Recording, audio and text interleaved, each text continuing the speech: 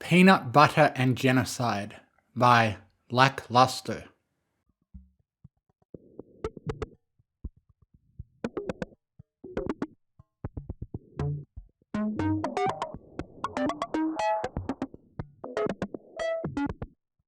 Apple Bloom woke up and the sun was melting.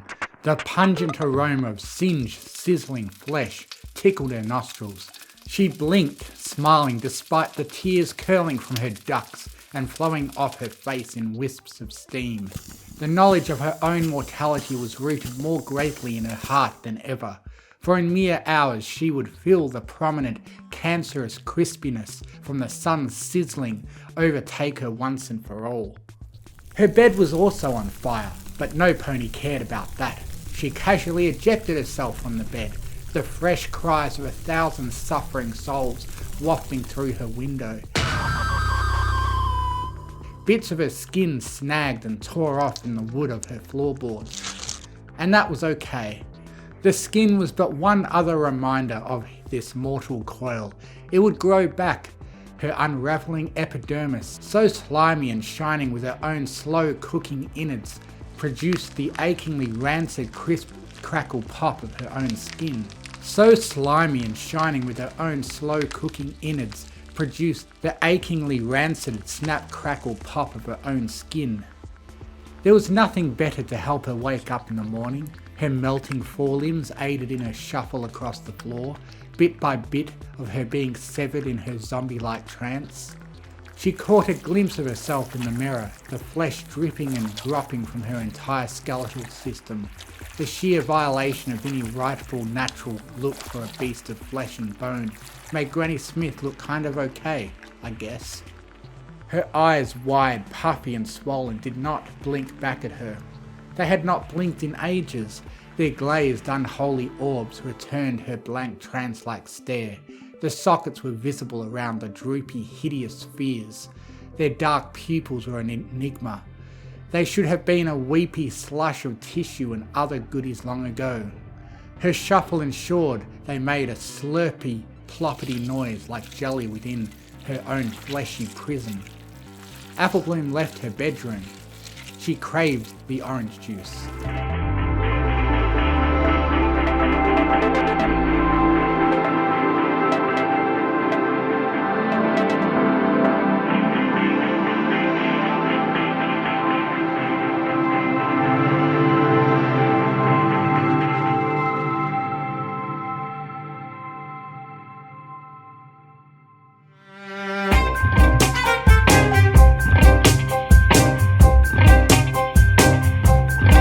Apple Bloom entered the kitchen as a spectacle of decay. Marking her paths were clumps of her mane, falling to the ground with a burning sizzle like spaghetti that had fallen upon a stone surface. These clumps were blackened and grody. Some pony should clean that shit up. As Apple Bloom turned her head toward the icebox, her loose gums wiggled delightedly, freer than the flap thingies that some dog breeds have on their faces. The near lifeless forms of her family had coalesced into a single form long ago. The joint flesh beast of Granny, Big Mac and Applejack quavered most blob-ily. The shared sets of eyes had surpassed the stage where agony could be felt and death was still a yearning. They hoped for nothing now.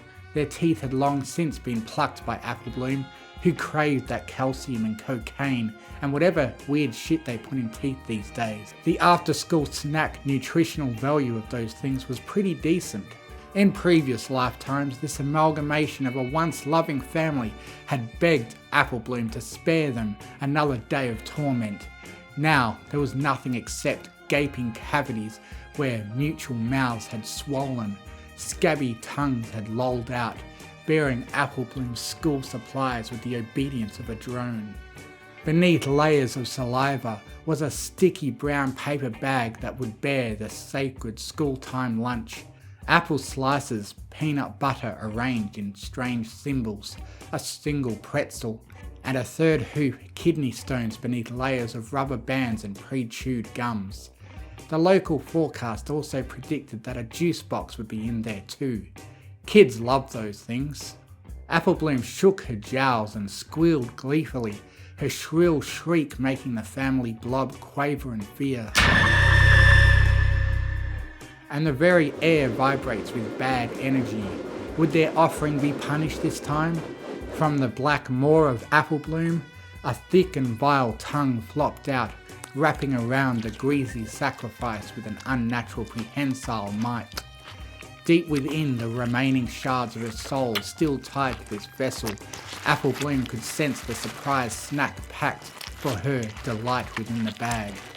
The scent of pre-chewed bread wads overrode the pungent fear of the beast that her family had been. The acidic stench of so much spit could not mask the uniqueness of long stale bread made moist with eldritch slobber. An orange juice appeared through means they could not deduce. She took that too, the little shit.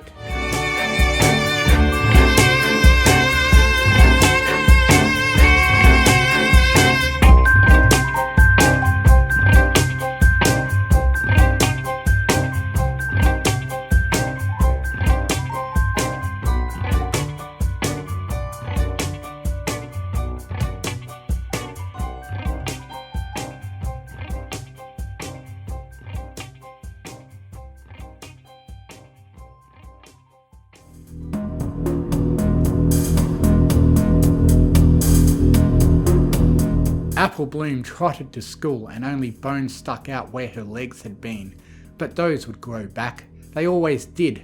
Beneath the thick, rancid slime, her blood had become those fragments ached worse than the world dying all around her. Even Applebloom's tongue, which dragged in the dust and flaming surface of the world behind her, had lessened torment. The schoolhouse awaited. Applebloom burst in with a howl,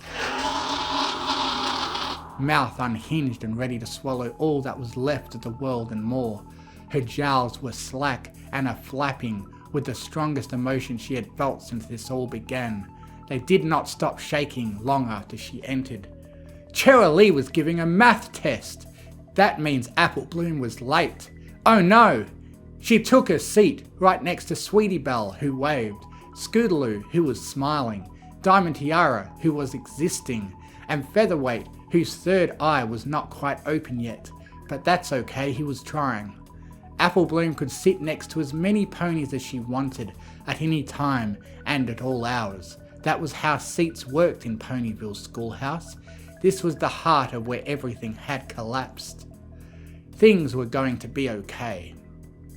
Cheerilee rolled her eyes in the way she did when she knew that foals would be foals. She told Applebloom to remember not to be late again, but Applebloom never remembered. Things were going to be okay. They had to be. Applebloom could not close her mouth. Her tongue spilled over the desk like a carpet of deformed taste buds, their pus belching forth even as the dead-eyed Applebloom kept it wrapped tightly around the lunch bag. It was going to be hard to reach her pencil, but she tried anyway. Cheerilee sat at her desk, humming softly to herself. Sweetie Belle nibbled at the edge of her pencil. Scootaloo did Scootaloo things, and Silver Spoon was still a real pony that existed.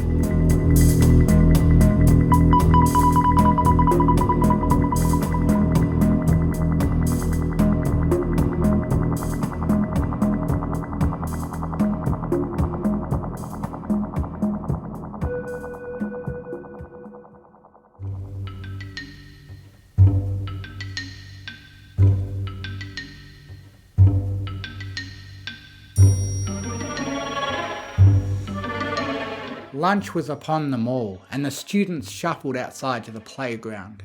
The day was sunny. The remaining grass was still green. Cheerilee was also there because she was a single middle-aged mare who lived a tormented existence. It wasn't because she was a single middle-aged mare who had already resorted to dyeing her grey hair. It was because of the children that surrounded her everywhere. At least the boogers that Truffle Shuffle stuck under all the fillies and Cheerilee's desks could be removed. But removing children was illegal, and that meant that nothing bad could happen to them. Not by Cheerilee's hoof anyway. All the children milled about, sitting with their fellow students and laughing gaily. Apple Bloom and the other Crusaders were being completely normal. Not a single one of them was currently on fire. Instead, all three of them were burning. The eyes of Sweetie and Scoots filled with terror. However, they were being so quiet that Cheerilee knew they could be ignored. She slipped a thick, swirly straw into the clear jar she pulled from her own lunch tote, slurping up all the mayonnaise battery acid she had brought to eat delightedly.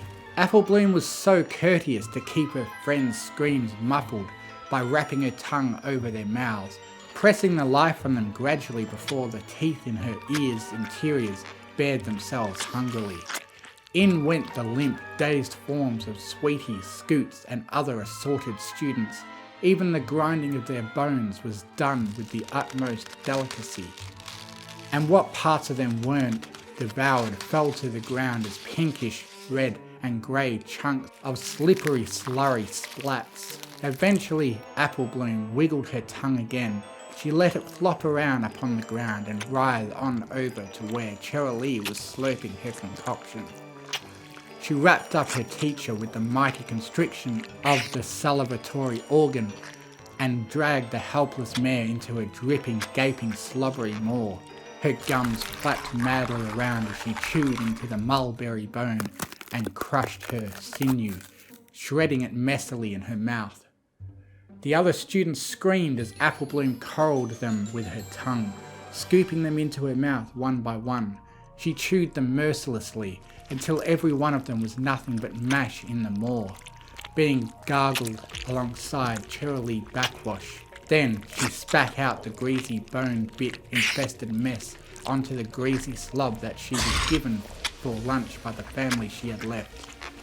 The moist flesh of her classmates pawed the proto bread and squeezed and squelched as she squished it between the two slices. Apple Bloom bellowed for the peanut butter to her genocide. There was one other pony on the playground. Bulk Biceps was the biggest kindergartner in Apple Bloom's class. He sat in the back of the class when he showed up at all. Bulk Biceps only communicated in bellows. Every day he brought the same lunch of protein powder and salsa. He had never brought a spoon. He just mixed them together because he was fucking retarded. Apple Bloom's tongue seized him. She constricted the incredibly buff colt with her flailing tongue and dragged him into her range of attack as he screamed. Her ripped tongue seeped into his paws, tearing his skin that was so well cooked by the dying sun. Once the stallion was properly flayed alive, a positively pulpy mess of pain, Apple Bloom sent her tongue into every place that his skin tried to hide, carefully carving up all the peanut butter stored within, past blood and bone. When she was rewarded with the pleasing condiment, Apple Bloom gulped down the last of the young infant, Bulk Biceps. She stretched her gaping maw around him and slurped him down, crunching and chewing his softened remains the whole time. She couldn't wait for school tomorrow. Author's note. End me.